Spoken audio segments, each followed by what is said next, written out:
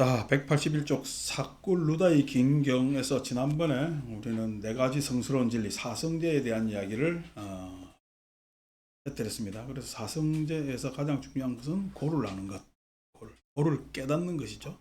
고를 깨닫는 것.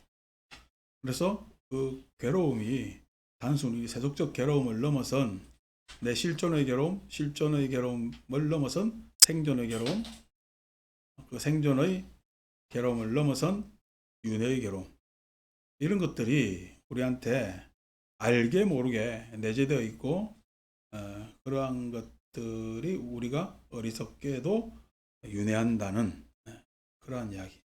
그래서 나에 대한 집착, 그 다음에 생존에 대한 집착, 이런 것들이 우리를 윤회하게끔 한다. 그런 이야기를 아주 길게 이야기를 했죠. 오늘은 이제 네 가지 마음 챙김해서 사념처라고 부르는 곳입니다. 181쪽 15 하는 곳에서 읽는데, 뭐 우리가 사념참의 신수신법 하는 것이겠죠. 자, 15번 한번 읽어봅시다. 15. 다시 우다이여, 나는 나의 제자들이 네 가지 마음 챙김의 확립을 닦을 수 있도록 그들에게 도닦음을 설했다 해서, 우리가 염이라는 언어를 계속 여러분들께 말씀드리지만은, 한자로는 생각 염자고, 우리 빨리어는 사티 하는 겁니다. 그래서 사티 하면은 여기서 마음 챙김이라 번역했는데, 알아차림, 주의 깊음 하는 뜻이 같이 내포되어 있는. 중국 사람들은 왜 생각염자라고 번역했을까 했을 때, 이 생각염 사티라는 마음 상태가 우리가 새기는 생각염이 아니라 지금금자의 마음심자죠, 그죠? 염자 한문으로 보면 해자에 보면은, 그래서 지금 마음이라는 거예요. 지금 마음에 대해서 우리는 문제 제기를 하면은, 지금 마음을 우리는 잘 알고 있어요, 그냥 잘 모르고 생각을 잘 안 하고 있어. 생각을 잘 안 하고 있거든요. 그래서 지금 마음이라는 것은 지금 이 순간의 마음일까요? 과거에서 계속 이어지는 마음일까요? 과거에서 이어지는 마음이라는 것 하나. 두 번째, 지금 마음을 우리가 잘 모른다라는 부분에 있어서 알아차림. 지금 마음은 금방 지나가고 만다는 것에 있어서 주의 깊음. 그래서 사티를 스멀리티 산스크리트어는 그렇게 해서 기억이라는 은사로 번역할 수도 있습니다. 그런 모든 중의적 내용을 염두에 두고 우리가 이 경을 읽는 게 좋겠습니다. 그래서 네 가지 마음 챙김의 확립을 닦을 수 있도록 그들에게 도닦음 실천 수행을 설했다. 우다이어. 여기 비구는 몸에서 몸을 관찰하여 머문다. 그래서 신수관이라고 한문으로 가로해서 예시를 드러났죠. 몸에서 몸을 관찰하며 머문다. 몸에서 몸을 관찰한다는 얘기가 마음에서 몸을 관찰하면은 어긋나지. 그죠? 법에서 몸을 관찰하면 어긋난단 말이에요. 느낌 차원에서 몸을 관찰하면 문제가 생기지. 그래서 반드시 몸을 관찰하는 데 있어서는 어떻게 관찰해라? 몸에서 몸을 관찰해라. 이야기입니다. 이야기 이제 말은 별거 아닌 것 같은데 어렵죠?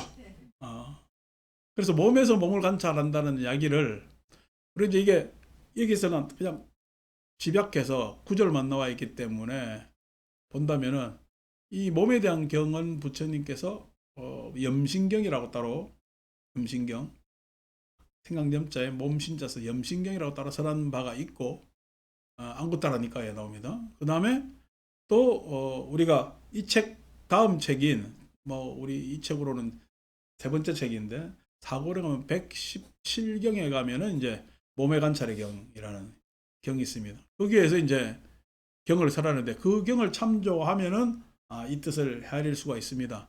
그래서 그 경을 뭐 당장 읽을 수는 없으니까 이야기를 한다면은, 첫째, 몸은 지금 여러분들의 현재적 몸, 아까 생각념자로 번역했죠, 그죠?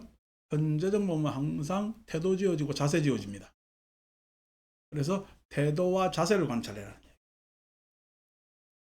지금 여러분들의 그 태도, 자세라는 것이 과연 문제가 있는 것인가 없는 것인가, 그런 태도 자세를 관찰해라는 이야기가 나오고, 두 번째 이제 몸을 어떻게 처신하느냐. 처신하는 의 문제입니다. 이 처신이라면 우리 동양적으로 이야기하면 어느 곳에 결부되고 개입되고 하는 것이냐를 처신이라고 생각을 합니다. 근데 그 처신에 여러분들은 반년 따라 처신하잖아. 간결하게 처신하지 않잖아요. 그래서 그 처신하는 것에 대한 이야기를 하고 있어요. 자, 몸의 자세나 태도, 그 다음에 처신해 버릇하는 문제. 몸의 태도는 지금 현재 이 몸이야. 안 그러면 이 몸 자체도 과거에서부터 쭉 진행되어 와서 지금 이러한 태도와 이러한 자세를 가질까. 태도와 자세를 관찰함에 있어서 쭉 몸이 왜 이런 태도와 자세를 가졌는가에 대해서 고민해 봐야 될 부분이죠. 다른 말로 몸이라는 것은 아니, 위설, 신이라는 감각기관을 가지고 있습니다. 그 감각기관은 나도 모른 채 경향화되어 있습니다. 경향화되어 있다는 이야기는 그런 식으로 벌어져서 내 감각기관이 반응하는 것이 기울어져 있다는 얘기. 기울어져 있다. 그걸 우리 알아요. 그냥 당연히 나라고 생각하면서 뭐냐면은 살고 있어요. 당연히 그렇게 나가보고 듣고 한다라고 그냥 알고 있거든요. 그게 이제 태도와 자세입니다. 태도와 자세. 그러니까 우리가 보통 불교 공부에 대한 기본을 가지질 않고 바로 신수 신법 4년처에 들어가면은 내가 생각하는 몸을 이야기를 하고, 때로는 또 우리가 염신경에서 나오는, 나중에 이야기하겠지만 부정관, 이 몸이라는 것은 항상 하고 팽팽하고 잘 유지되고 있어요. 결국 무너지고 말아요. 그럼 무너지고 말아서 뭐 쭈글쭈글해지고, 내지는 또 어떻게 노쇠하고, 그 다음에 저 그냥 고지의 무덤에 버려진 뼈조각처럼 되고 말 것이다라는 것에 대한 부정관에 의한 몸이라는 것은, 그래서 중국 사람들은 고래로 관신부정이라고 염신경에 그래 나와 있으니까 말미에 이 몸이라는 것은 부정, 깨끗하지 못한 것이다 라고 이제 관하면서 몸에 대한 부정관, 몸에 대한 집착을 떠나라 라고 이야기하는데, 그거는 아주 한 단면만을 이야기하는 겁니다.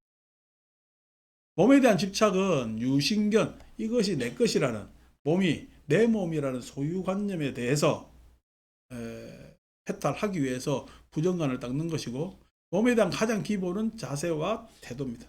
자세와 태도는 내 몸은 어떤 경향성을 가지고 있느냐는 거예요.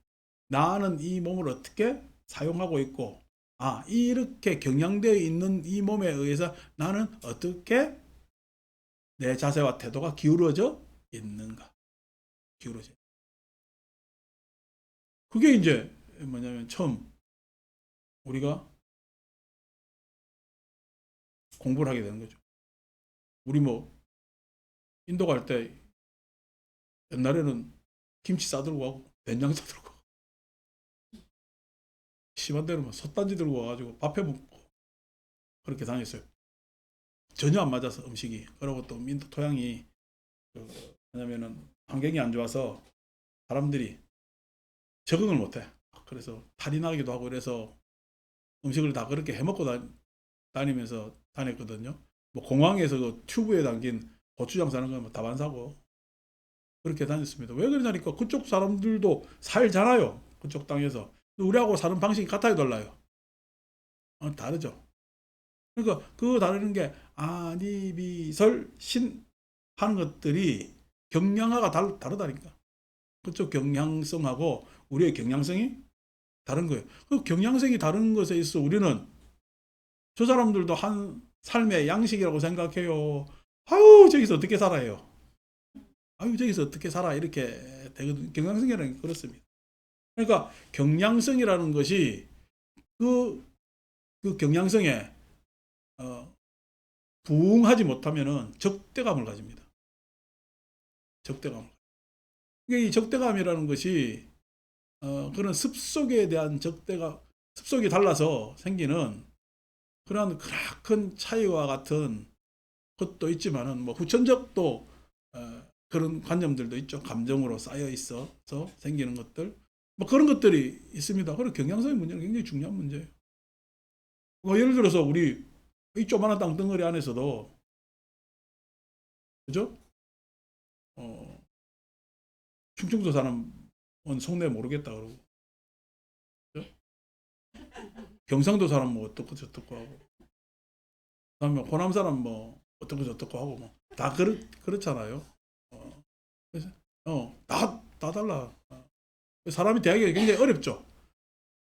내가 그 이야기 안 합니까? 난 처음에 그 충청북도 괴산 가서 사는데 나한테 뭐 도장 찍어준다 해놓고 찾아가니까 그리고해서 나 찍어주는 줄 알았거든. 그렇다는 얘기잖아요. 근데 그게 아니 지나가는 이야기래 그게.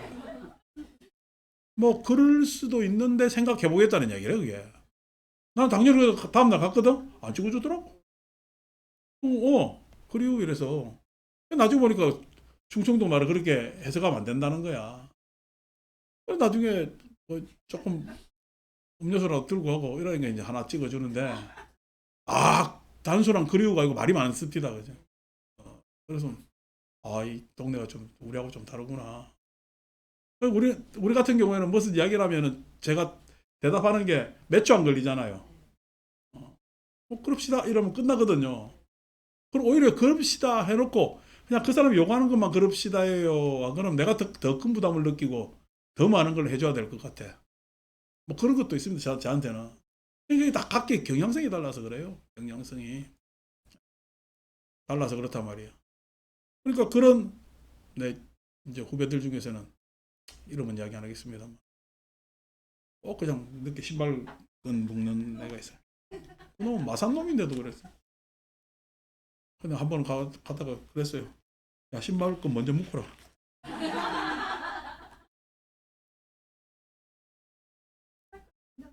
에? 그럼 신발 늦게 신지. 손가락 끼워놓고. 그런다 말이에요. 이게 경향성입니다.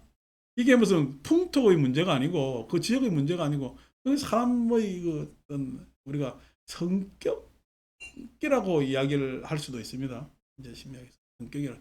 그러니까 우리가 분석가들 심리 분석가들은 성격은 안 바뀐다고 이야기하잖아요. 성격은 안 바뀐다.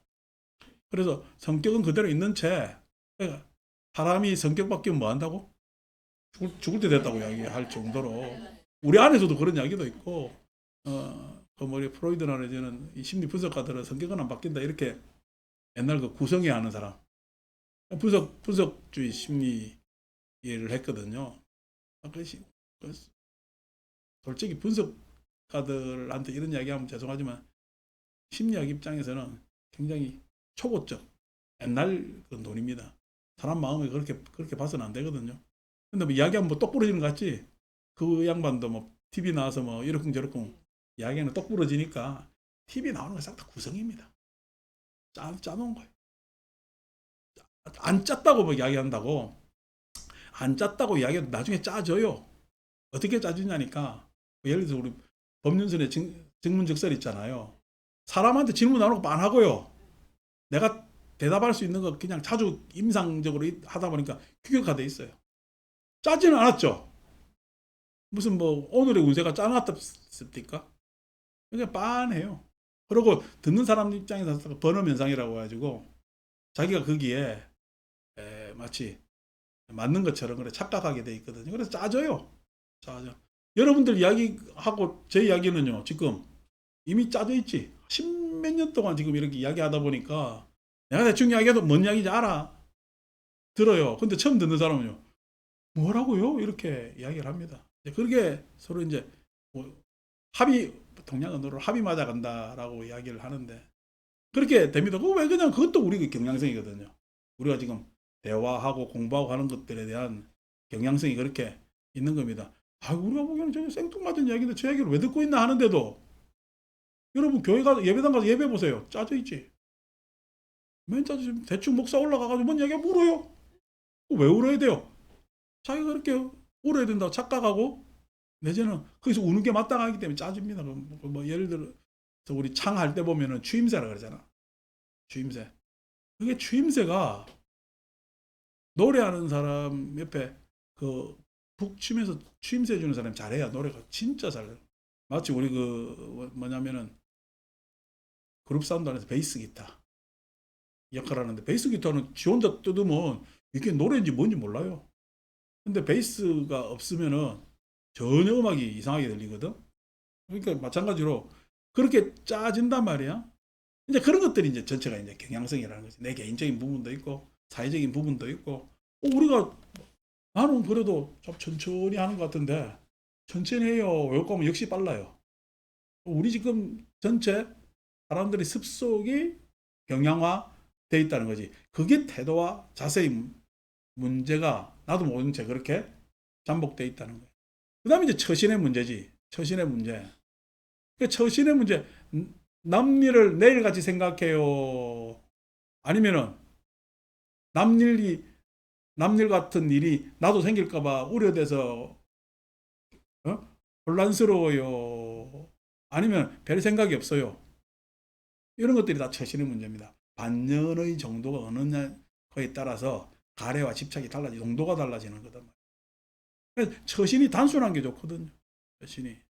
여러분 처신이라는 거 어떻게 해요? 이 처신을 경제에서 표현할 때는 나갈 때, 들어올 때, 걸어갈 때, 누울 때, 앉을 때, 갈 때 간다고 알고 있느냐, 누울 때 눕는다고 알고 있느냐, 에? 나갈 때 나간다고 알고 있느냐.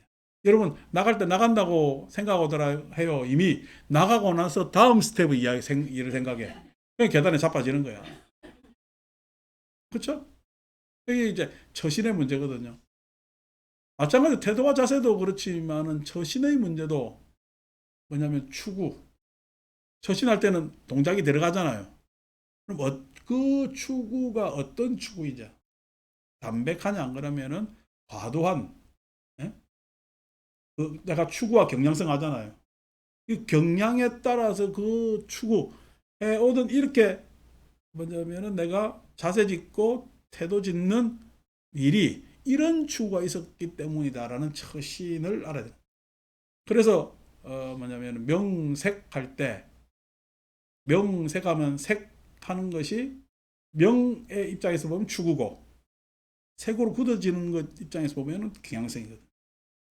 그래서 안이비설 신의가 접촉해서 반응할 때 그때 어떤 추구가 일어나느냐라는 것들 그런 것들을 관찰하는 몸에서 몸을 관찰한다는 얘기. 그러니까 한계가 있지. 몸에서 너무 많은 걸 관찰하면 안 돼. 몸에서 갑자기 내 뒤에 등 뒤에 날개가 생겨가지고 날아다니는 생각하면은 몸을 관찰하는 게 아니잖아요. 그 다음에 이제 몸은 상태를 관찰합니다. 상태. 몸에서 몸을 관찰했을 때. 처음에는 뭐였죠? 태도와 자세. 두 번째, 처신. 세 번째, 상태. 몸의 상태라는 것이 경전 안에 보면은 이 뱃속 안에 뭐 어떤 내장기관이 있는지 힘줄, 뭐 핏줄 이런 것까지 쭉 발끝에서부터 머리까지 쭉 관찰하고 이런 거 저런 관찰하고 하는 이야기가 있는데 그것이 상태의 관찰입니다. 그 상태의 관찰에 있어서 여러분 몸 상태를 가만히 관찰하면은 온전해요, 무상해요?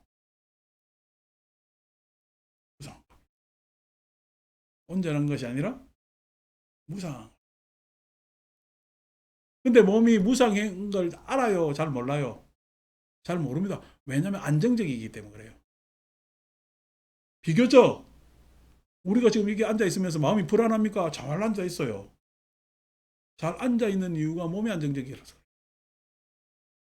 마음은 가만히 내비두면 안정적일까요? 안 그러면 마음은 여러분 뭐냐면 몸 떠난 마음은 지 마음대로지. 그래서 나란히 밤에 꿈 많이 꾸잖아. 많이 꿈꿨다 저 꿈꿨다 난리가 나잖아. 마음은 몸을 벗어난다고 생각하면 몸에 잡혀 있지 않으면은 마음이라는 현상은 막 우리가 지난번에 혼비백산이라 했을 때 혼비에 날아간다 그랬잖아. 막 날아 다닌단 말이야. 변화무쌍하단 말이야. 그래서 몸이라는 것 자체가 비교적 안정적이라고 우리는 착각합니다. 근데 몸은 안정적이에요. 무상한 거예요. 무상. 이 몸에 의지한 유신견은 무상한데도 불구하고 안정되고 계속 이어질 것이라고 착각을 하고 있습니다. 그래서 그 염신의 세 번째는 상태에 있어서 무상을 관찰하는 거예요. 관찰하기 쉬울까요? 어려울까요? 관찰하는 건 쉬운데 안 어려운데 그것을 인정하기가 어려워요. 관찰하면 무상하지. 내가 지금 호흡하고 뻘떡뻘떡거리고 그죠? 심장 뛰고 하는 거 다 무상한 줄 알잖아. 근데 여러분 여기서 심장 뛰는 거 느끼는 사람 못 느끼잖아요. 안정화돼 있어. 지구가 얼마에 한 바퀴 도는데 얼마나 하루 딱 우리는 하루 그죠? 어느 속도로 돌아요? 초속 30km로 돕니다. 초속 30km 돌아야 하루에 한 바퀴 도는. 예? 그리고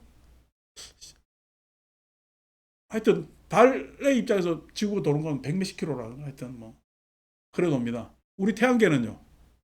그보다 더 빠른 속도로 돕니다. 우리 우주 운하를. 그러니까 우리는 안에서 스스로 지구가 돌고 있고 지구는 태양 주변을 공전하고 있으니까 그 속도도 있고 이 태양계 자체는 또 어떻게 우리 은하에서 또 돈다. 엄청난 속도로 돈다. 가만히 있는 게 있어요. 다 도는 거야 지금. 다 움직이는 거잖아. 근데 움직여요. 우리는 가만히 앉아 있어요. 가만히 앉아 있단 그게 우리 몸과 마찬가지지. 그게 정지되어 있다라고 우리는 잘못 알고 있는 거야. 잘못. 모르는 거지 그게. 네. 우리 몸도 마찬가지 안정적으로 있다고 그렇게 생각을 하게 되어 있단 말이에요. 그래서 가만히 보면은 무상한데 관찰하면 무상한데도 불구하고 이 몸이 안정되고 항상 한다고 여겨지기 때문에 이 몸에 대한 집착을 끊는 방법으로서 그 다음에 부정관. 이 몸은 결국 늙고 병들어서 저 공동묘지에 있는 시신들처럼 죽는 것이지 않는가라는 부정관을 하게 됩니다. 그게 이제 신염처에서 염신경이나 다른 자료들에서 우리가 만날 수 있는 그런 내용들이죠. 그런 내용들이죠. 여기서 부정관이나 무상은 좀 제쳐놓읍시다. 왜냐면은 그것이 중요한데 우리한테 지금 이해하는 데 있어서 중요한 부분은 아까 얘기한 대로 경향성입니다.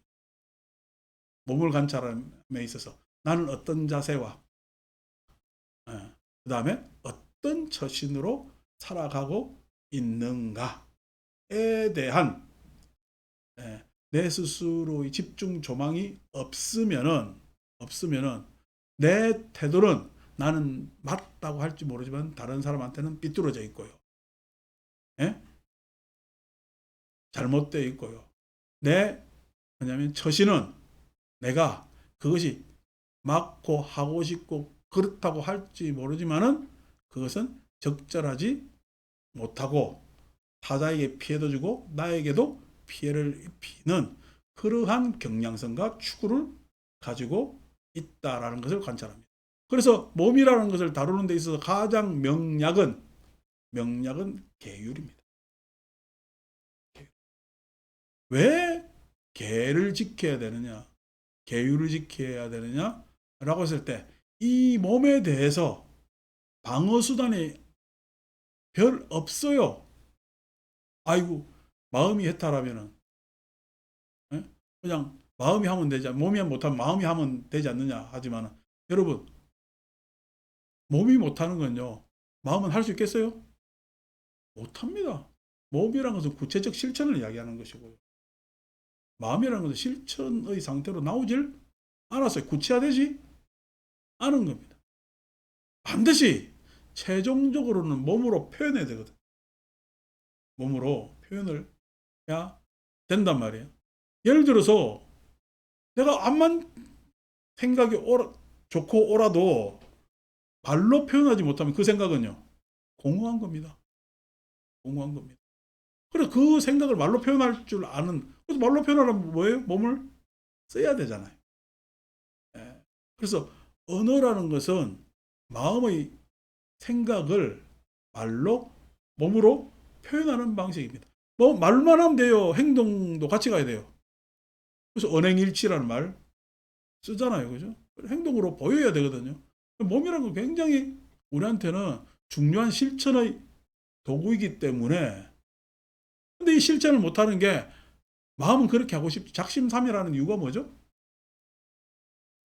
경향성 때문에, 몸의 경향성 때문에 작심삼일 하는 거거든요. 그래서 몸에 자꾸만 버릇에, 경향성에 당한단 말이에요. 그걸 우리가 소위 말해서 뭐 업장이라고 이야기를 합니다. 업장하니까 무슨 내한테 큰 무슨 업의 장애, 나는 괜찮은데 마치 소멍에처럼 한 개 덮어져 있다고 생각하시면 곤란합니다. 결국 그 업에 의해서 내가 쭉 추구해오고 가진 경향성에 의해서 나를 드러내는 겁니다. 그 드러난 것이, 즉 경향성이 드러난 것이 나입니다. 나입니다. 그것에 대해서 잘 알아서 그걸 다루는 계율을 지켜야 되는 것은 마땅하죠. 자, 계율만 지킨다고 내가 바뀌어요. 지금 계율은 일단 그 경향성과 추구를 임시적으로 저지해 놓은 거야. 저지해 놓은 거거든요. 결국 이 경향성을 바꾸려면은 추구를 달리 해야 되잖아요. 그래서 마음 공부합니다. 그래서 먼저 경향성을 막아놓는 것이 계율이고, 그 다음에 그 추구를 바꿔야 다른 경향으로 가기 때문에 추구를 달리하는 거죠. 뭐 추구라는 것이 마음 공부입니다. 마음 공부를 해야 사람이 달라져요. 예. 마음이 달라지면 말이 달라지고, 말이 달라지면 행동이 달라져요.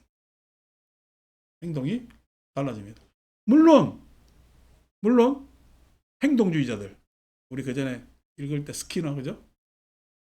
파블로프, 개그에 딸랑딸랑 해주면 침 흘리는 거. 스키너나 파블로프 같은 사람들은 뭐냐면 행동주의자들이거든. 행동주의자들 입장에서는 여러분들은 정서적, 인지적 방법을 썼습니까? 자녀들 키울 때. 아니면 행동주의로 키웠습니까? 안 그러면은 사람 중심으로 키웠습니까? 거의 다 여기는 행동주의지. 말 안 들으면은 좁혀면 되잖아. 좁혀면은 걔 마음은 바뀔까? 일단 저지당할까? 일단 저지당하지. 뭐 어디에서만? 엄마 앞에서만. 근데 그 마음은 바뀌어요, 안 바뀌어요? 안 바뀝니다. 왜냐하면 지가 하고 싶은 그대로 남겨져 있거든요. 두드러 맞는다고 뭐냐면 반성하는 건 반성하지. 어떻게 반성해요? 앞으로 엄마한테 더 교묘하게 해서 안 들켜야 되겠다. 이걸 반성하는 거지. 아니 여러분, 우리가 행동주의 입장에서는 그러면 감옥 갔다 오면은 걔가 천선해가지고 착하게 살아야 될 것 아닙니까? 착하게 살아요. 좀 더 교묘하게 일을 저질러요. 그래 또 가고 또 가고 또 가고 합니다. 근데 이게 행동주의 문제거든요. 그런데 행동주의도 중요한 것이 일단은 어느 정도 그것에 대한 추구에 대한 저제의 기능을 가지고 있기 때문에 그렇습니다. 그래서 어떻게 행동주의를 막무가내로 저지해래. 염신, 예? 신념철을 하면서 계율을 지키래. 신념철을 하면서 계율을 지키면 굉장히 효과적이다. 나는 이런 경향성을 띠고 있구나. 이런 태도와 자세를 가지고 있구나. 나는 이런 처신을 하고 있구나. 나는 이런 추구를 가지고 몸을 움직이고 있구나. 라는 것을 알면은 무상이나 부정가는 좀 더 차원이 높은 수행으로 끌고 가는 내용입니다만은 그 정도만 해도 우리한테는 굉장히 소중한 내용이 될 수가 있다. 그래서 신수관 하는 것이 몸에서 몸을 관찰하여. 자, 머문다. 세상에 대한 욕심과 싫어하는 마음을 버리고 근면하고 분명히 알아차리고 마음 챙기면서 머문다. 몸에서 몸을 관찰하여 머문다 해놓고 뒤에 구절 읽으면 이거 도대체 어떻게 알아야 되는가? 라고 하지만은 지금 이야기를 하니까 이제 아시겠죠, 그죠? 세상에 대한 욕심과 싫어하는 마음을 버리고 했을 때 태도, 자세, 처신하고 근면하고 분명히 알아차리고 마음 챙기며 머문다. 그러면서 게을러 제지한다. 그 다음 느낌에서 느낌을 관찰하여 머문다라는 것이 생략되어 있겠죠. 이 책은 그냥 계속 정형구이기 때문에 생략을 시켜놨지만은 우리는 이게 중요한 문제이기 때문에 이야기를 한다면은 느낌에서 느낌을 관찰하여 봅니다. 느낌이라는 것을 생각을 해봐야 된다. 그러니까 제가 이 느낌에 대한 책을 안토니오 다마지오라는 학자의 책을 느낌의 진화라는 책을 소개도 해드렸지만은 이 느낌이라는 것은 아직 느낌으로 발전하기 이전의 경향의 입장에서 보면은 철저히 자기 이익입니다. 자기 이익으로 접근과 회피를 한다 그랬잖아요. 그래서 느낌의 주체에서는 항상 일어나는 것이 접근과 회피하는 것에서 일어납니다. 자, 접근했을 때, 즉 접근이라는 이야기는 우리가 이야기하면 호기심이지. 우리가 생명체 입장에서는 접근하면 접촉하기 전에 일어나는 뭐 우리가 호기심이라고 이야기하기는 좀 그런데, 근데 뭐 인간 삶에 있어서는 호기심이죠. 회피한다는 의심이지. 그래서 항상 느낌의 이전 단계에서는 호기심과 의심을 토대로 가지고 있다. 의심이라는 것은 외경계와 느낌이라는 것은 외경계와 접촉에서 일어난 최초의 마음 상태를 느낌이라고 이야기를 하는 거니까. 최초의 느낌, 촉수하잖아요. 그죠? 유깁, 촉수하잖아요. 최초의 마음을 느낌이라고 우리는 표현합니다. 외경계와 접촉했을 때. 그런데 외경계와 접촉하는 주체가 이미 가지고 있는 마음이 호기심과 그 다음에 의심이라는 거예요. 의심은 나를 방어하는 수단이고 호기심은 내 이익. 그러니까 내 이익이라고 하면 서로를 확장하는 마음입니다. 서로를 확장. 생명은 항상 생존하기 위해서 뭐 한다 그랬어요? 자기 확장을 합니다. 생명의 입장에서 자기 확장을 하는 것을 우리는 번식이라 그래요. 생존의 입장에서 자기 확장하는 것을 우리는 욕망이라 그래요. 욕망. 그 욕망의 뭐냐면은 가장 기초적 단위가 호기심이에요. 호기심이라는 것은 생존 욕망, 즉 다시 말해 자기 확장을 하기 위한 기초적 마음이고, 의심이라는 것은 그 확장을 방해하는 것에 대한 자기 방어적 역할을 하는 것이 의심, 이렇게 하는 겁니다. 그래서 여러분, 의심 많은 사람은 능동적이야, 수동적이야? 수동적입니다. 욕심 많은 사람 능동적이야, 수동적이야? 욕심 많은 사람은 자기가 능동적이라 착각하는 거지. 오만데 다 찔러 보는 거지. 여기서는 합리성이 전혀 없는 거지. 그러니까 아직까지 인지, 수, 다음에 상 하는 마음까지 안 갔으니까 느낌의 정보를 마주할 주체는 항상 호기심과 의심을 가지고 있습니다. 그게 첫 번째고요. 두 번째, 이제 느낌이, 그 호기심이 뭘로 변해요? 한번 좋은 경험을 하면요, 두 번 하고 싶지. 또 그렇게 하고 싶잖아요. 그걸 우리는 탐닉이라 그래요. 근데 그 탐닉 두 번 하고 싶은데 그 두 번 할 거리가 잘 안 오잖아요. 예? 그래서 잘 그 대상이 오지 않기 때문에 충동하는 것들. 근데 회피, 의심한다 그랬잖아요. 의심하는데 차단돼요. 계속 따라와. 물귀신처럼 계속 따라오기 때문에 화를 냅니다. 그러고 그 대상이 없었으면 좋겠다라는 악의가 생기는 거죠.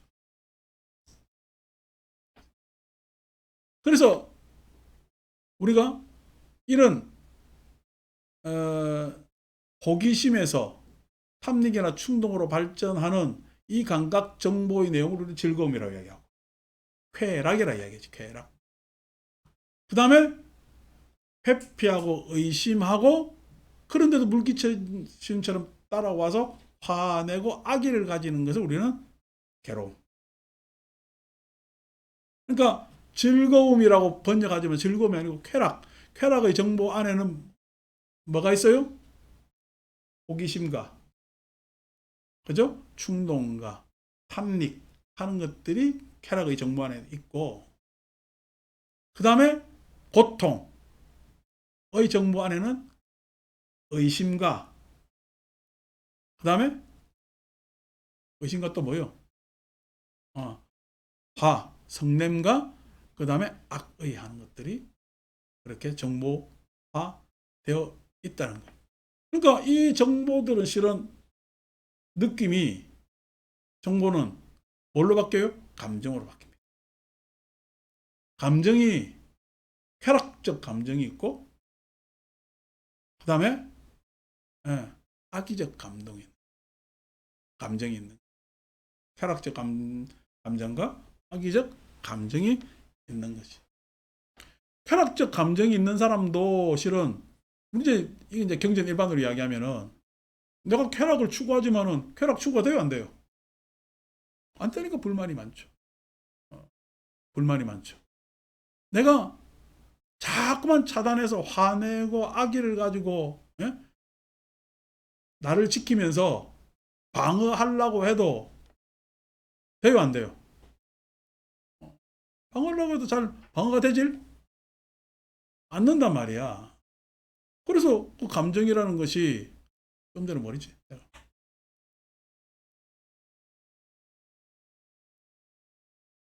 말이 오늘 보이냐? 내가 이 안경을 바꾸니까 초점이 안 맞아요. 지금 힘들어 죽겠어. 여러분도 지금 두 개로 보이고 한 하루 이틀 이게 익숙해져야 되거든. 자, 그런 것들이 감정으로 발전하게 됩니다. 그 감정으로 발전하게 되는데, 그런 감정이 발전해서 우리한테 실은 쾌락적 감정과 악의적 감정으로 자리 잡게 한단 말이야. 자, 악의적이든 쾌락적이든 감정이 많으면 많을수록, 감정에는 여러 가지가 있죠. 쾌락적 감정 말고 또 다른 감정들도 있는데, 왜 악의적 감정과 쾌락적 감정을 뭐냐면 여러분들한테 이야기하면 이게 양극단에 있어요.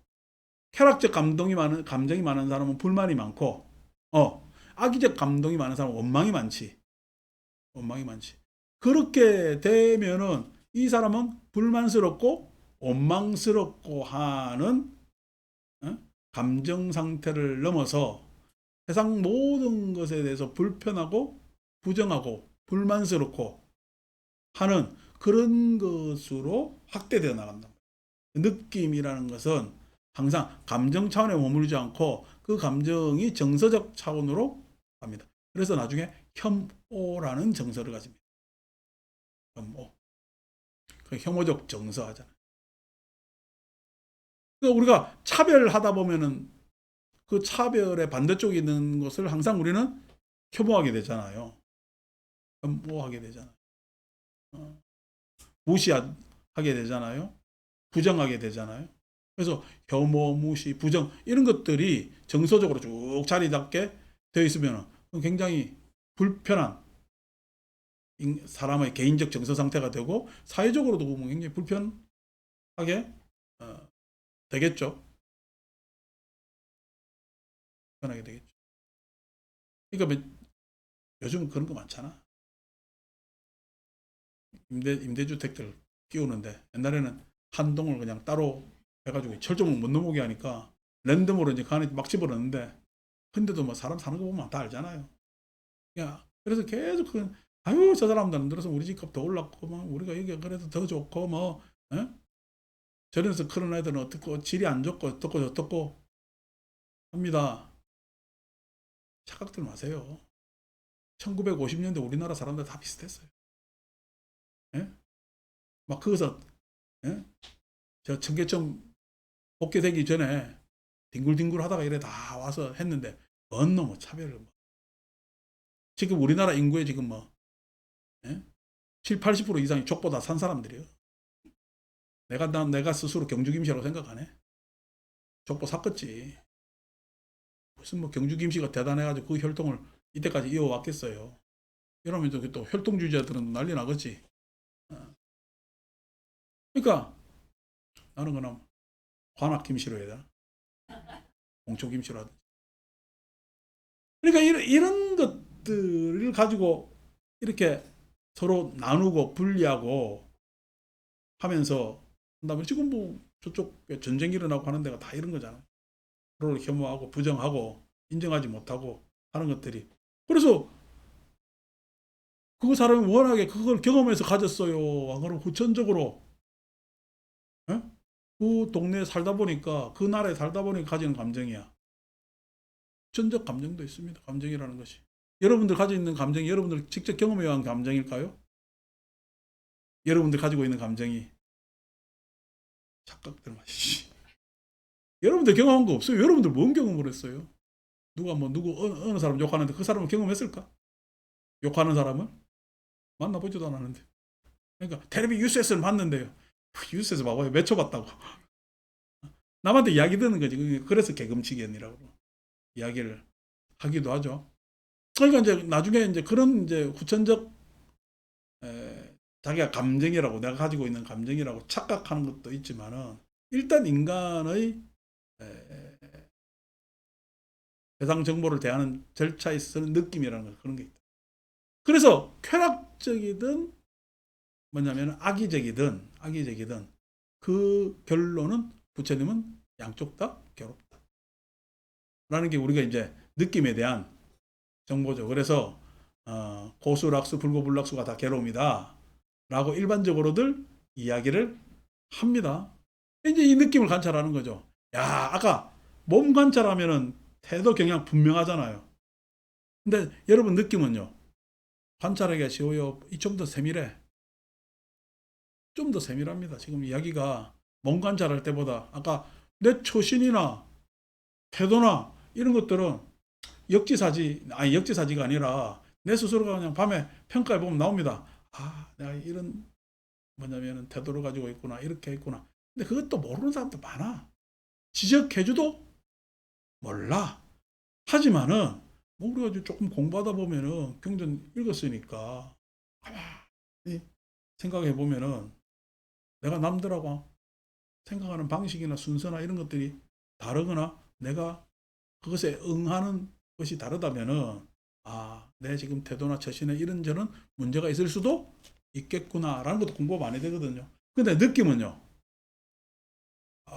이거 그냥 관찰하기가 쉽지 않죠. 쉽지 않지. 내가 어떤 부분에 있어서 충동을 가지고 저는 충동 없이 사는데요. 충동 없이 살기는 모르지. 충동 없이. 당장 시장 가도 뭐 고를까 다 충동이지. 충동 구매라고 이야기하다가 탐닉하잖아요. 탐닉한다는 이야기가 아이고 내가 무슨 뭐 감각적으로 뭔 탐닉을 합니까? 라고 하는데 그게 당장 탐닉이 내 마음에 죽 이렇게 발견되면은 찾기 좋겠지만은 항상 그 느낌 위에는 이렇게 내가 분칠한다 그랬잖아. 그래서 탐닉이 여러분들한테는 어떤 방식으로 하냐면 간탐으로 아끼고 탐내고 아끼는 거 있죠. 여러분 국 먹을 때 뭐냐면은 고기 먼저 먹습니까? 국물 먼저 먹습니까? 요즘은 그런 거 없다, 그제? 하도 먹는 게 남아들어서. 옛날에는 아까워서 국물 먼저 먹다가 고기 나중에 다 뺏기잖아. 그래가지고 막 밥상 전쟁이 심각했는데 내 동생은 밥을 잘 먹고 해서 내가 다 먹었는데. 근데 그런 간탐의 내용. 그 간탐의 내용에서 간탐이 뭐냐면은 문제예요. 그럼 자기는 스스로 합리적이라 생각할까? 합리적이라 생각하거든. 이런 것들이 이제 다 숨겨져 있어서 느낌만 하더라도 우리가 수념처 내지는 수수관 하는 것들은 느낌에 따라 일어나는 파생적으로 일어나는 여러 가지 감정과 정서의 문제에 대해서 잘 살펴보는 공부가 필요한 거죠. 공부가 필요한 거죠. 여러분들 몸 관찰하는 게 편하겠어요? 느낌 관찰하는 게 편하겠어요? 공부를 한다면. 오늘 이제 경전을 읽었잖아. 이 경전을 읽었으면 여러분들은 몸이 좋아, 느낌이 좋아, 안 그러면은 그 다음 읽을 뭔지 잘 헷갈리지만 마음이 좋아, 안 그러면 법 하는 개념 지어지고 왜 경계와 내 사이의 관계 이게 좋아. 몸이 편한 것 같습니까? 그러니까 그것에 대해서 한 주제를 잡아야 된다. 다 어느 주제를 잡든 다 통로가 됩니다. 신수신법이라는 것은 우리가 공부하기 좋게 자기 선호에 따라서 나눠진 분까지 이것은 다 몸 따로 느낌 따로 마음 따로 뭐냐면 관계하는 법 따로 인 것이 아니란 말이야. 근데 이제 하는 거지. 통상 우리 불자들은 몸보다는 법만 있다 싶어요. 법. 법이라는 게 이제 다음 이야기하겠지만은 아소하고 결부되어 있거든요. 아소견. 그러니까 누가 뭐 잘 되면은 질투 일어나요, 안 일어나요? 법령처입니다. 당장 나는 괜찮았는데 여기 좋은 일이 일어났네. 좋은 일이 일어나면 축하할 일이야, 속상할 일이야. 이게 법령처입니다. 이 좋은 일이잖아. 좋은 일인데 이상하게 나한테는 속상한 일이 돼. 좋은 일인데 속상한 일이거든. 왜 속상해? 아소가 달라. 이게 법령처. 이거에 대한 법문을 하면 사람들이 제일 좋아하지. 요거 많이 따집니다. 많이 따지는데 결국 실은 이것에 대해서 문제다 이야기를 하지만은 잘 건드리지 못하는 게 뭐죠? 법령체를 자꾸만 따지면은 그게 내한테 큰 타격감은 없습니다. 아니 나 왜 질투하지? 질투 안 해야 되는데 내가 왜 욕심내지? 욕심내지 않으면 되는데 내가 왜 화내지? 화내지 않아야 되는데 관계에서 일어나잖아. 관계에서 일어나는데 그러지 않아야 되는데 그러지 않아야 된다라고 해서 문제 해결될까요? 화내는 경향성이 있고 아까 이미 그 경향성에서 추구에서 내밀해진 아까 쾌락적 감정으로 발전하는 그 다음에 악의적 감정으로 발전하는 그러한 호기심과 의심이 내한테 있는데 그것을 발견하지 않고 범점체가 잘 해결되지 않지. 그런데도 이게 통로가 되잖아. 예? 자, 그럼 범점체는 왜 중요한가? 남이 뭔가 잘하면은 속상해요, 부러워요. 속상하지 않고 부러우면은 공부가 되는 거예요. 아까 속상하다 그랬잖아요. 남이 뭔가 좋은 일이 생기면 부럽잖아요. 부러우면 나도 그렇게 하고 싶거든요. 그쪽으로 가거든요. 그래서 반대의 내용이 있어요. 상대되는 내용이.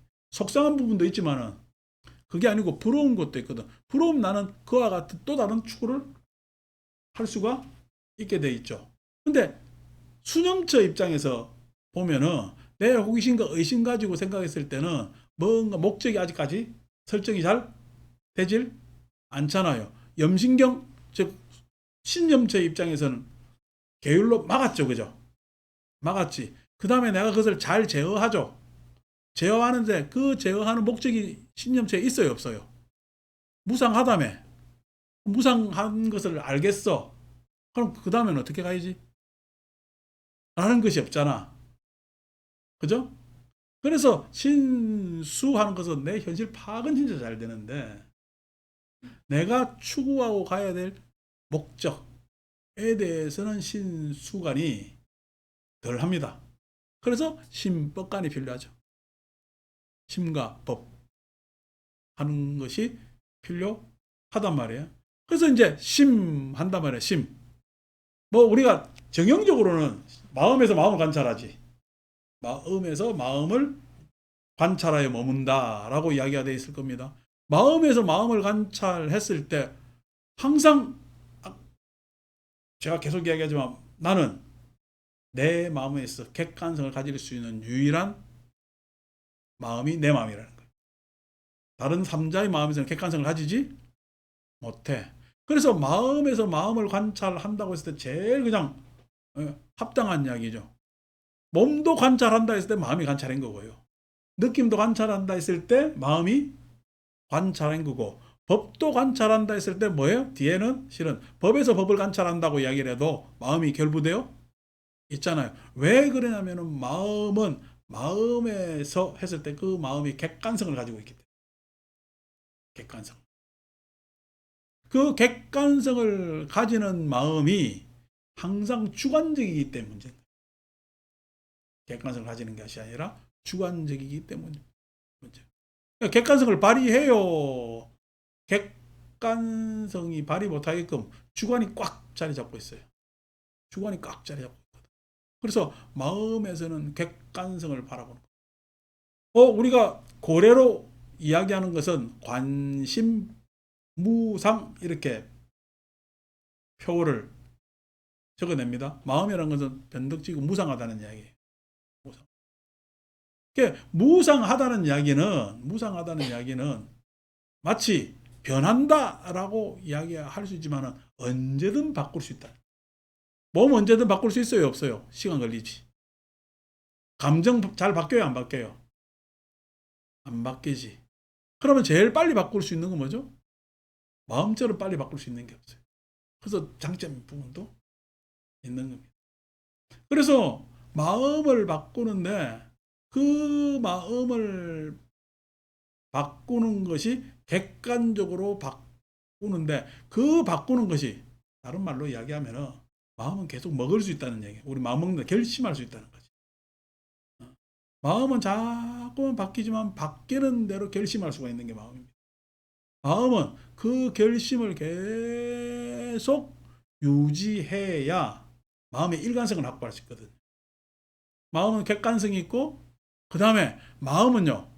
다른 거 관계없이 그 마음을 관찰하면 뭐가 생기느냐? 결심을 계속 할 수 있기 때문에 신심이 생깁니다. 신심이 생깁니다.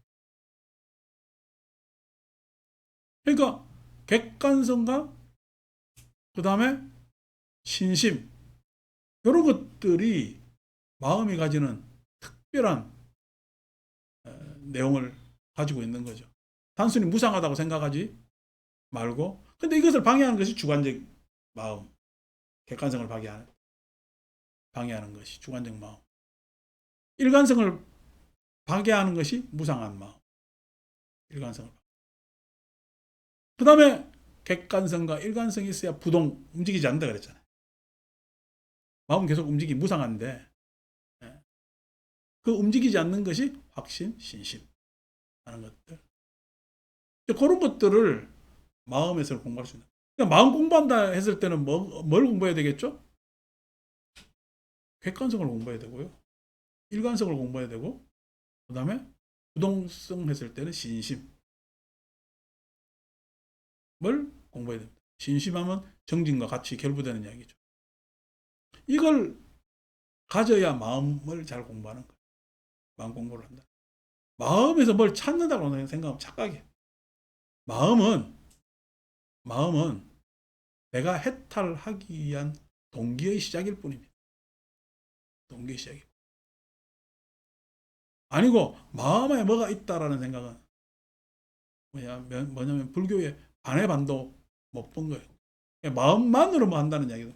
우리가 뭐 성가에서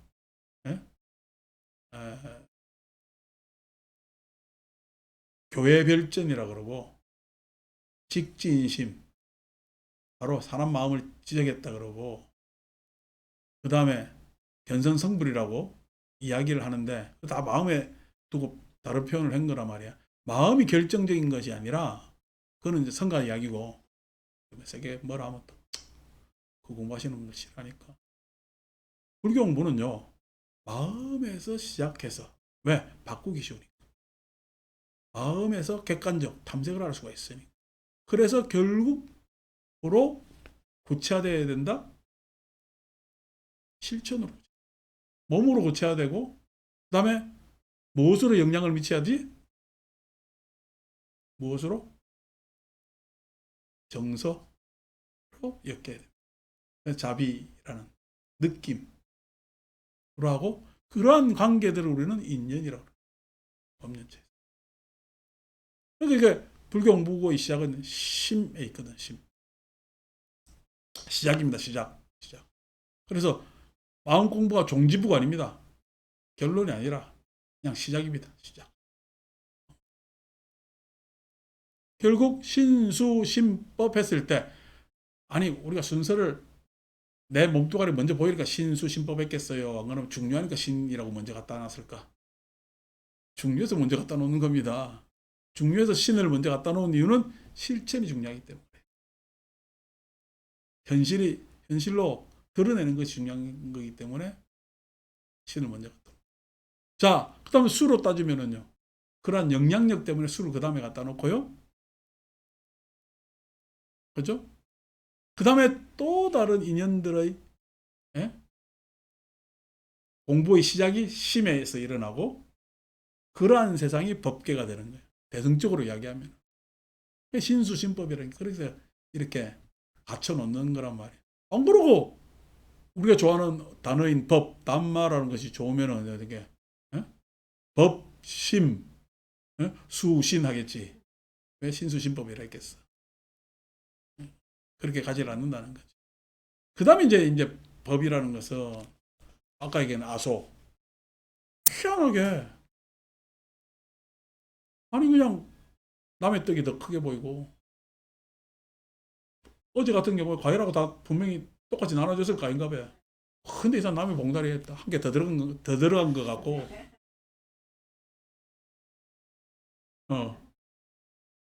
초파일 날 뭐 보세요. 받아가면 한 개 더 받아야 될 것 같고 다 그 법에서 일어나는 겁니다. 법에서 아소 나는 이 정도 뭐냐면 소유를 하고 있고 이 정도 부가를 하고 있고 너는 나를 이렇게 알아봐 줘야 되고 하는 것들 다 법입니다. 법. 예. 진짜 예? 뭐냐면은 제가 어릴 때 안 그럽니까? 에이 참 이래 될 줄 알았다 하는 게 93년도에 수계살림 가가지고 머리 깎는데 그때 남자들이 180명 정도 머리 깎았는데 참담합니다. 참담한 게 자기가 승려되는데 수행하겠다는 놈이 공부하겠다는 놈이 10%도 안 돼요. 그럼 뭐 할 거냐 하니까 다들 얼른 머리 깎아가지고 자기 은사스님 절 이어받는 거. 그 주지되는 게 꿈입니다. 야, 처참하대. 그리고 단기적 목적은 어쨌든 빨리 머리 깎아가지고 신도들한테 보시받고 복양받는 거. 이런 거 중요하게 생각하고. 그래서 그냥, 야, 이런 마음 상태 가지고는 이제 가두머리 깎은 예? 초아사미들이 이런 생각을 가진다는 건 앞으로 심각한데 결국 지금 불교가 망조가 들린 거잖아. 망조가 들려가지고 앞으로 진짜 10년 있다가 종교가 흔들흔들할 상황으로 가게 되는데 이제 왜 그러냐 했을 때 그게 뭐예요? 이 옷이라는 허울이죠. 불교 쪽 관심 있는 사람들이요. 불교 공부 열심히 하겠어요. 흉내 내려 그러겠어요. 흉내 내려 그래. 생각의 흉내를 내는 것이 지식입니다. 지가 아는 거야. 말로 떠드는 거야. 말로 떠드는 겁니다. 생각의 흉내를 내는 게 지식입니다. 지식이 많다고 그 사람이 현명한 사람일까요?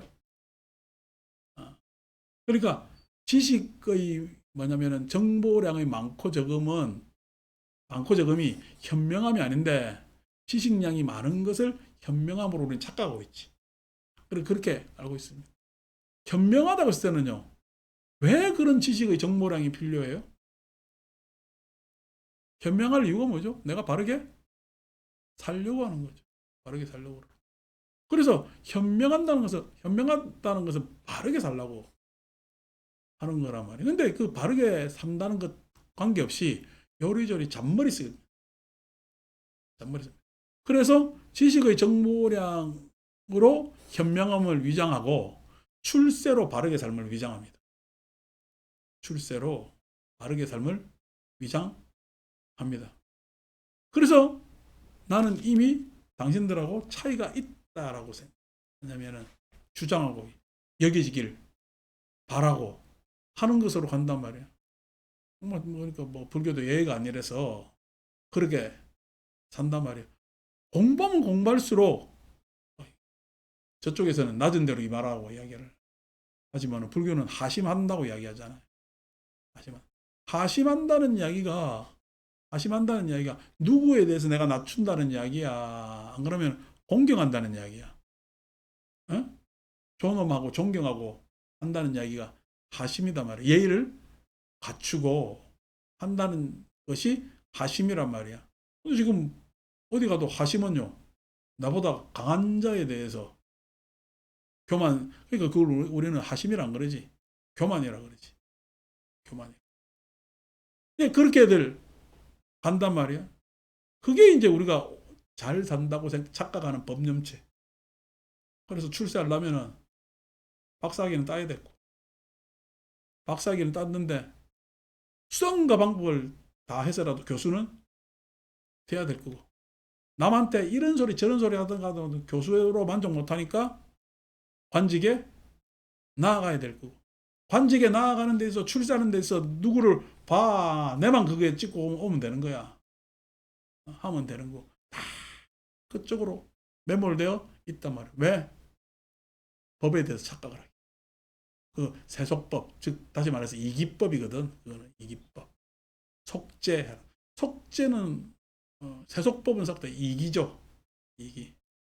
그래서 뭐 출세하면 출세하는 법도 있지. 법이라는 것은 중립적 언사입니다. 바르다는 것이 아니라 출세하는 데 있어. 여러분 출세하려면 바른 말 해야 될까요? 아부 해야 될까요? 내 엊그제 스님들하고 같이 있으면서 내 친구가 아유 그냥 계속 군대에 있었으면 내가 그냥 제일 잘 나갔을 거라고 칭찬을 해서 내가 웃으면서 피식 웃으면서 니도 알다시피 내 입이 그냥 강정이라 나는 그렇게 안 된다 라고 하는데 다들 인정하더라고. 그래서 저는요 여기에서 입 발라서 안 돼요. 입 바르면 출세해요. 세상이 못 죽여 난리야. 입 바르면 안 됩니다. 입 다물고 모른 척하고요. 눈 감고요. 외면하고 어떻게든 줄 댈라 그러고 없이 보이고 치근하게 보이고 살려달라고 애원하고 그 자리 갈 때까지. 그러니까 출세하는 법이 있지. 입 바른 법이야. 입 틀린 법이야. 입 틀린 법을 해야 출세하는 겁니다. 입 바른 법은 안 돼.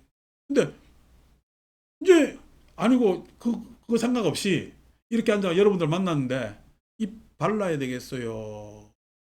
그래도 속은 빼빼로매더라도 입이라도 발라야 될 거다 이가. 근데 어떻게 속도 빼빼로한 놈이 입까지도 빼빼로하면은 세상이 뭐가 되겠냐고. 예?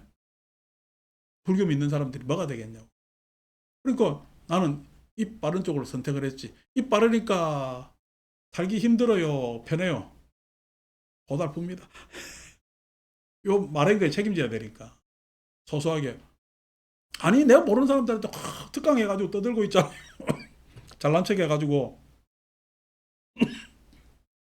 내가 뭐 유튜브 화면 보는 사람들한테 내 잘난 소리 실컷 하고 이 사람들은 내가 알게 뭐요.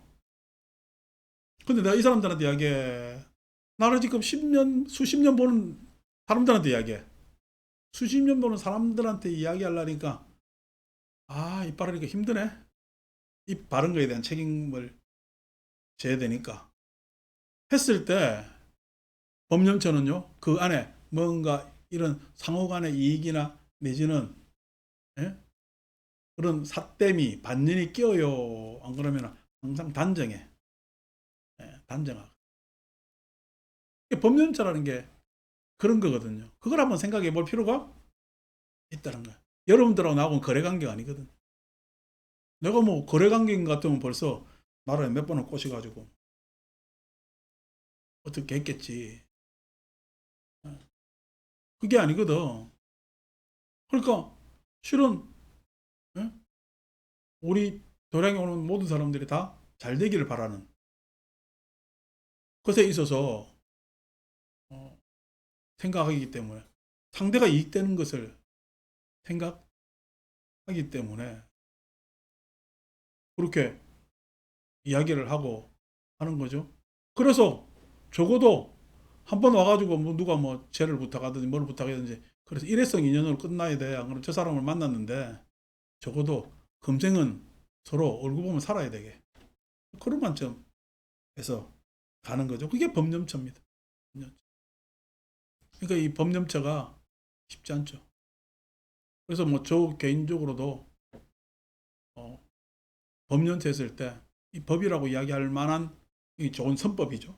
선법적 입장에서는 우리 그런 사람들 말고는 내가 뭐 선법을 굳이 바깥으로 펼 필요가 있겠나 내 능력으로 그렇게 생각하면서 요 안에서만 생각을 합니다. 내 잘난 사람이다 떠들면 그것도 우스운 이야기고 그런 뭐 계기도 지금 없는 것 같고 그래서 요 안에는 훼손되지 말아야 되겠다 깔끔해야 되겠다 라고 생각을 하죠. 그런 것도 여러분들 스스로 안에도 다 있잖아요. 여러분들 자녀들 키울 때 몸 보여요, 느낌 보여요, 마음 보여요, 그럼 법을 보여요. 몸 보이면요, 엄마 있다 이래야 되는 거예요. 느낌 보이면은요, 느낌이라는 아까 감정도 있잖아요. 어, 애정이라고 이야기하지만 강요지. 뭐 그런 거 보이는 것도 있잖아요. 어? 아유 그냥 나는 맨날 그냥 아유 저거 걔만 아니면 나 모든 문제가 없다고 이야기하면은 이게 좋지 않은 이야기가 맞잖아요. 이게 느낌이거든. 자기 현재적 감정이. 마음 보이지.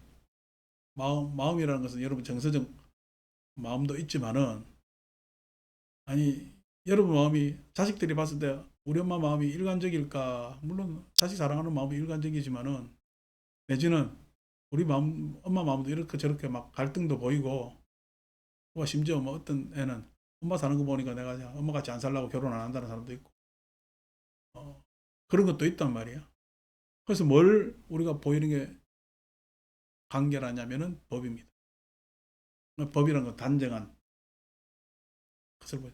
그래서 몇 시에 들어오면 안 들어온다고 걱정해야 돼. 이 나이 됐으니까. 응? 그 시간에 들어올 이유가 있다라고 인정을 해야 돼. 쉽지 않죠, 그죠? 그게 이제 법연처. 법을 관찰하여 먹는다. 다 이게 심소와 관련된 이야기입니다. 그래서 세상에 대한 욕심과 싫어하는 마음을 버리고 근면하고 분명히 알아차리고 마음 챙기면서 먹는다.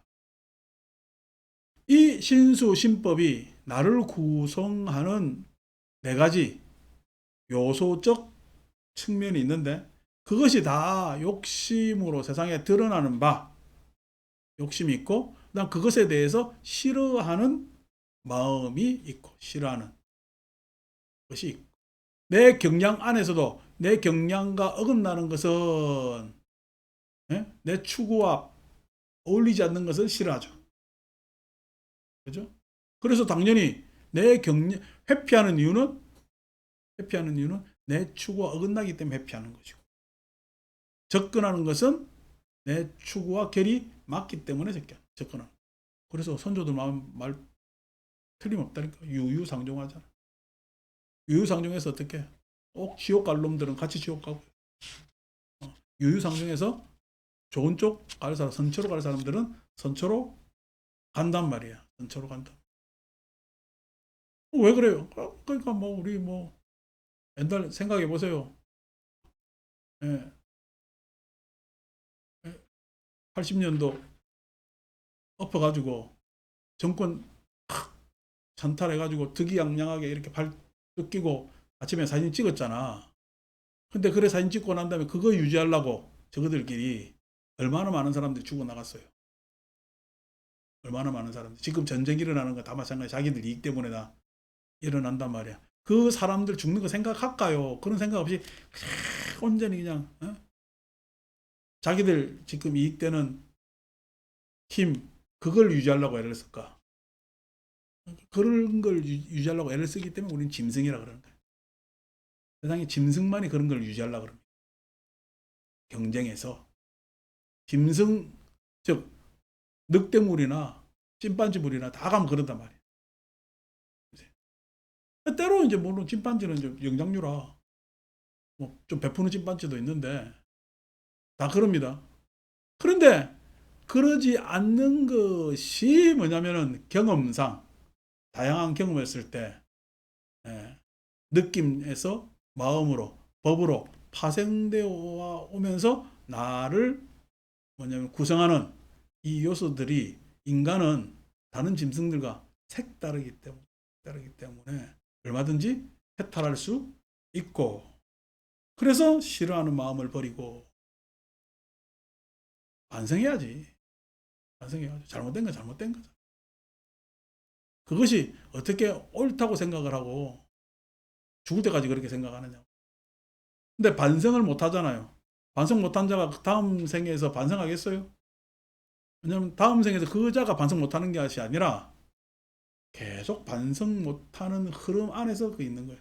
그 반성 못하는 흐름에 있기 때문에 다음 생에 지가 우위에 있어. 그럼 자기도 그 반성 못하는 그룹 안에서 우위가 아니고 위가 아니고 아래 떨어질 수도 있어.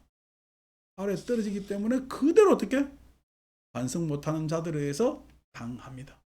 요즘은 인가가 빨라가지고 현생에 당한다네. 반성 안 해요 그쪽에서. 그래서 반성 안 하는 사람하고 어울리는 것보다 반성하는 사람하고 어울리는 게 훨씬 여유 있거든요. 편안하거든요.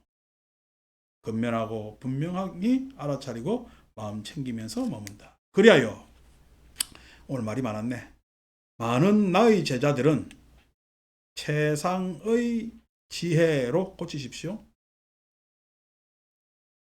최상의 지혜로 완결과가 아니고 지혜로 수행의 완성에 최상의 지혜로 수행의 완성에 도달하여 머문다. 번역 이렇게 해야 됩니다. 왜 이렇게 번역해야 되느냐는 건 또 하면 또 이 번역한 사람들하고 의견과 내지는 번역 방식이 달라서 제가 이게 찾아보니까 다시 원전 찾아서 읽어보니까 최상의 지혜로 수행의 완성에 도달하여 머문다. 그러니까 뭔가 자꾸 완성 따지는데 수행의 완성입니다. 수행의 완성이라는 것은 행의 완성이 있어요, 없어요? 행의 완성이 있습니다. 예. 왼다리가 앞으로 나아가고 하면은 왼다리 계속 앞에 있어야 돼요. 뒤로 와야 걸어가는 거야. 그래서 왼다리가 앞으로 갔다 뒤로 오는, 즉 오른다리 왼다리가 바꿀 수 있는 것이 조화. 그죠? 조화로움, 함께함. 이런 것들이 그 수행이라는 움직이는 거란 말이에요. 움직이는 것의 완성은 움직여야 돼요. 고정되면 완성이 되는 것이 아닙니다. 근데 지혜의 완결과 완성이라면 지혜가 완성 같잖아. 지혜가 뭐냐니까 앞으로 갔으면 뒤로 물러날 줄 아는 게 지혜입니다. 뒤에 있더라도 앞으로 나아갈 줄 아는 게 지혜입니다. 그 지혜라는 것은 고정돼 있어, 단정적이요. 안 그러면 역동적이야. 지혜. 그러니까 이렇게 세상의 지혜의 완결과 완성을 성취하여 이런 언어로 나열해 버리면은 불교를 오독하게 된다. 그리고 마찬가지로 우리가 빠람이 여기서 이제 완결 완성의 번역을 빠라미타 있죠? 우리 반야바람이라 할 때 도피안이라고 하는데 거기에서 완성이라는 것은 항상 수행의 완성을 이야기하는 거예요. 수행의 완성. 번역할 때 조심해야죠. 행의 완성이라는 것은 좋은 인연을 이야기합니다. 좋은 인연.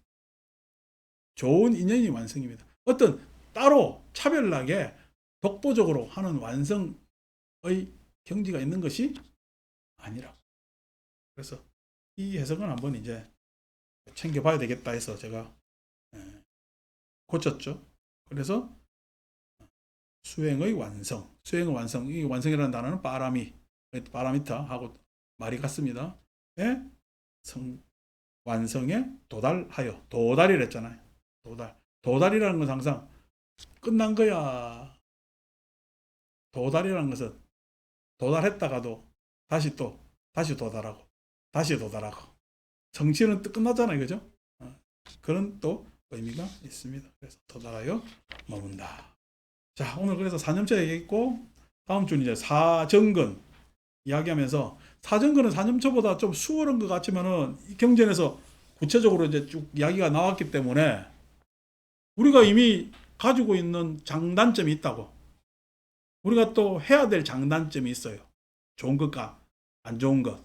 그래서 내가 이미 안에 있는 안 좋은 것은 상가법문에서 그다음 사념처를 통해서 내 안에 있는 단점을 버리고 그다음에 장점을 구현해내고 그다음 아까 이야기한 대로 신념처나 법념처에 의해서 다른 사람의 장점.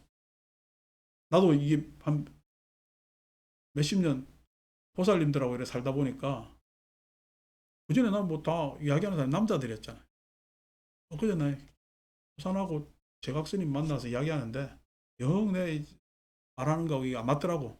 안 맞는 이유가 걔들은 맨날 지네들끼리 어릴 때부터 떠들고 살던 그게 있는데 나도 옛날 그런 언어를 썼던 것 같아. 그리고 그런 표현도 하고 살았던 것 같은데 이번에는 1박 2일 그냥 적응이 안 돼서 혼났어요. 맞춰준다고. 근데 왜 그러냐 했을 때 나도 굉장히 이게 내가 이때까지 못 배운 그 여성들의 마음에 대한 그 뭐야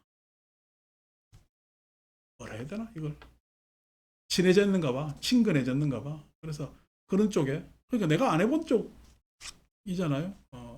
그럼 또 여러분 스스로는 또 저하고 해서 여러분들이 안 가져봤던 생각들이나 마음을 또 배우는 것도 있고 그래서 이미 내가 지금 잘 모르는 거죠. 어떻게 여성들 마음 나는 우리 엄마 말고는 여성이 없었거든.